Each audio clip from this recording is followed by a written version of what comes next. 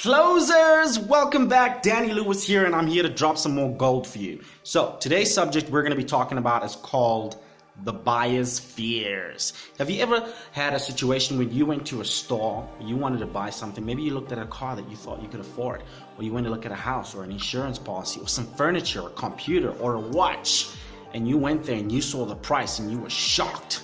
And you were like, gosh, there's no way in hell I would be able to afford that. This is not what I had as a budget for today's purchase. You went through that. Imagine what your customer goes through when they see the price, or they come to your store and they see what you have to offer and they tell you, look man, now is not the right time.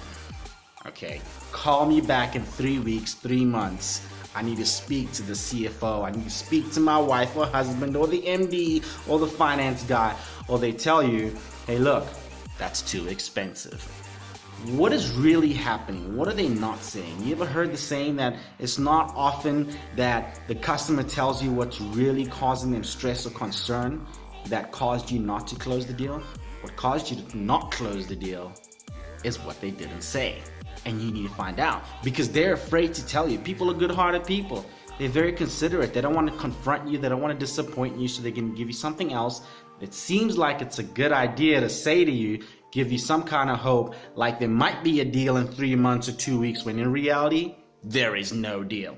So a customer says to you, okay, look, now is not the right time. What they might be actually saying that they're not vocalizing and saying is, I don't have the money for you at this time, in this moment. And you need to be able to find that out. Or they may say to you, I need to speak to my wife. I need to speak to my MD, the finance person. I need to speak to the board. What they're really saying is, I'm not the decision maker. Or they could say, hey, your product, your price is too expensive. I got a better deal from a supplier or another company down the road. What they're really saying is, I cannot afford that. So when you're able to find out and actually handle that, spot it, look past what they're saying and what's really going on, you have delved into the arena of true sales professionals, not amateurs that dabble with trying to handle little objections or concerns that they think is what's killing their deal, when in actuality it's not. What's really killing their deal is not what the customer is saying, but what the customer is not saying. And it is your job to find it, handle it, close the customer, and get the sale.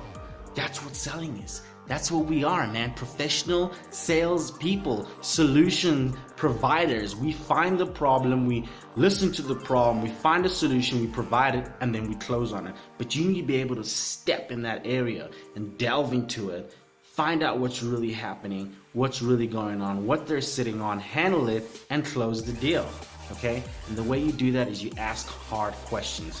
I understand right now it's not the right time. I'm with you, but in reality, there's never gonna be a right time for you. You're the kind of person that I see that's probably 6 to 12 inches of paper on your desk. You're always busy, you're always doing something. There's never gonna be a right time. And that's why people like you, who are busy, let go of opportunities like this. So the best thing to do is to do it right now. All right? There you get an opportunity to handle the person and ask them, hey look, on a scale from 1 to 10, I get it, it's not the right time right now, but where do you stand at making a decision? On a scale from 1 to 10. 10 being I'm ready to roll no matter what. I'm ready to roll whether I have the money or time or not. I'm ready to roll. I'm closed. I want the deal. I want this product. I want the service. Or 1, I wouldn't buy it at any price. Let me ask you, where do you stand? I'm about a 4. What would make it a 10? Well, the reality is I need to speak to my wife or the MD because I don't make decisions. You see, now you got the real objection, the real problem.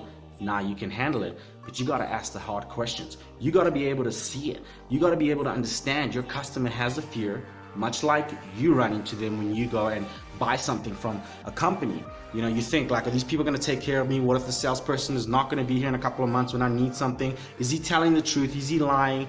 You got to be able to find these things, handle them, and close, because there are fears that are legitimate to the customer. And you need to find them, understand them, handle them, and close them.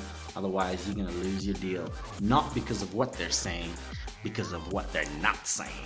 All right, man, I hope you dig that. I hope you love that. Remember, 10x your game. Use that that content that I just dropped for you. Let me know if it works. Should it be used? Should it not be used?